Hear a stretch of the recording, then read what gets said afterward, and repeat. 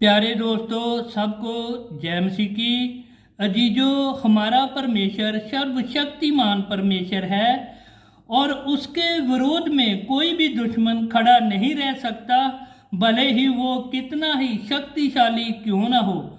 जब हम यहोवा को अपनी पनाह और अपना गढ़ बना लेते हैं तो भजन संहिता 91 उसके 4 वाक्य में लिखा है कि वो तुझे अपने पंखों की आड़ में ले लेगा और तू उसके परों के नीचे शरण पाएगा। दोस्तों, उसकी सच्चाई तेरे लिए ढाल और झिलम ठहरेगी। यहोवा कितना भला है, वो अपने लोगों के लिए, अपनी प्रजा के लिए ढाल बन जाता है और दुश्मन की शक्तियों से बचाता है। जब हम निर्गमन 14 अध्याय में देखते हैं, जब इस्राएली प्रजा के आगे लाल समुंदर था और पीछे मिस्र की सेना उसको मारने के लिए निकली, तब मूसा ने प्रजा से कहा, मत डरो, यहोवा आप तुम्हारे लिए लड़ेगा। और खुदा का वचन ये पूरा हुआ। दोस्तों, इस्राएली प्रजा को यहोवा ने समुंदर के रास्ते बनाकर समुंदर पार करा दिया, परंतु जब मिस्री सेना उसी रास्ते पीछा करने आई तो यहोवा ने पूरी सेना को समुंदर में डुबोकर मार दिया। यहोवा आप मिस्री सेना से लड़ा और अपनी प्रजा को सुरक्षित समुंदर पार करा दिया। वो सर्वशक्तिमान परमेश्वर अपने वचन को पूरा करता है।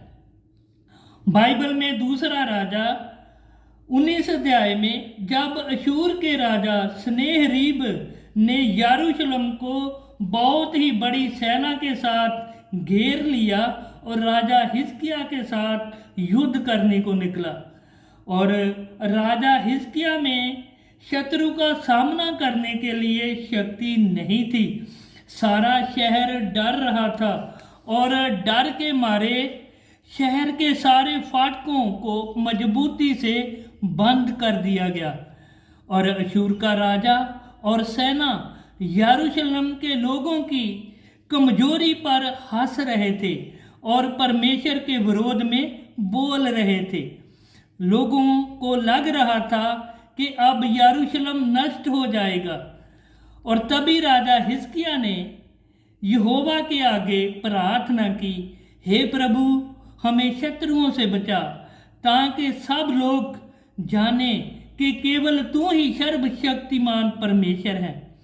उसी समय यशायाह नबी ने राजा हिजकिय्याह के पास संदेश भेजा कि यहोवा यूं कहता है कि अशूर का राजा सनेहरीब इस शहर को एक तीर भी मार ना पाएगा और ना ही शहर के पास आएगा। मैं इस शहर को अशूर के राजा से बचाऊंगा। और जब हम अध्याय 19 और 35 वचन में देखते हैं, लिखा है कि उसी रात यहोवा का दूत अशूरियों की छावनी में उतरा और 1,85,000 सैनिकों को मार दिया। और भोर को जब लोगों ने देखा कि छावनी में लाशें ही लाशें हैं, तो अशूर का राजा डर के नीनवा शहर को भाग गया। यहोवा ने हिजकिय्याह की प्रार्थना सुनी और उसका युद्ध खुद लड़ा और विजय हिजकिय्याह राजा की हुई। आमीन। इस वचन से हम सीखते हैं कि यहोवा अपनी प्रजा और अपने लोगों के लिए युद्ध लड़ेगा जब हम यहोवा को अपनी पनाह और गढ़ बना लेते हैं, सच्चाई में चलकर उसको पुकारते हैं। युद्ध आत्मिक हो या संसारिक, अवश्य जीत आपको प्रभु दिलाएगा। आमीन। प्रभु इस वचन से आपको ब्लेस करे। आमीन।